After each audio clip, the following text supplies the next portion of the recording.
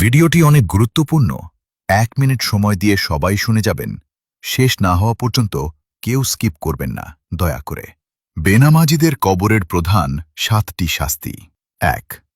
কবর তাকে 2 দিক থেকে এমন জোরে চাপ দেবে যে পাঁজরের হাড় একটার ভেতর আরেকটা ঢুকে যাবে। 2. মুনকার ও নাকির ফেরেশতার 3টি ঈমানী প্রশ্নের কোনো উত্তর সে আতঙ্কে দিতে পারবে না। 3.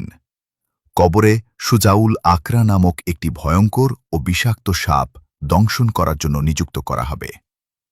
4. এই সাপটি 1 ওয়াক্ত নামাজ অলসতা করে ছেড়ে দেওয়ার কারণে পরবর্তী ওয়াক্ত পর্যন্ত অনবরত কামড়াতে থাকবে। 5. মৃত ব্যক্তির পুরো কবরটিকে জাহান্নামের আগুনের বিছানায় পরিণত করা হবে। 6. কবরের এক পাশে জাহান্নামের দরজা খুলে দেওয়া হবে, যেখান থেকে উত্তপ্ত হাওয়া ও আগুনের লেলিহান শিখা আসতে থাকবে। 7.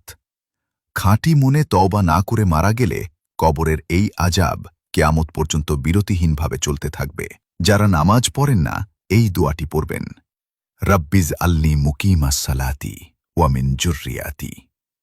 অর্থ: হে আমার রব, আমাকে ও আমার সন্তানদের নামাজ কায়েমকারী বানান। ভিডিওটি দেখা হলে কমেন্টে আমিন লিখে শেয়ার করে সবাইকে জানিয়ে দিবেন, আপনার মাধ্যমে কেউ যদি নামাজ পড়ে, সে যত নামাজ পড়বে এর সওয়াব আপনিও পাবেন ইনশাআল্লাহ।